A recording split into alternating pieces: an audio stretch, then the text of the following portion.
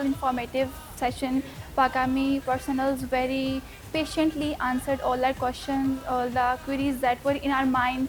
We questioned them, and they, in a very honorable way, they cleared all the queries, all the things related about the war and related about all the incidents that were happening in the past. दुश्मन चाहे जितनी मर्जी conspiracy theories बना ले, हमारी arm forces we all are united, और हम as a youth being youth हम अपनी आर्म फोर्सेस के साथ हैं. It's very motivating to see their commitment to serve the country, and they also guide us how a youth or civilian can join army, and youth can also play this role in this regard by promoting patriotism and national pride through social media and other platforms. आज पाकिस्तान की arm forces के साथ हमें interactive session करने का मौका मिला, और इस सेशन के बाद मैं यकीन से कह सकता हूँ कि पाकिस्तान की तरफ कोई दुश्मन मैली आंख से नहीं देख सकता.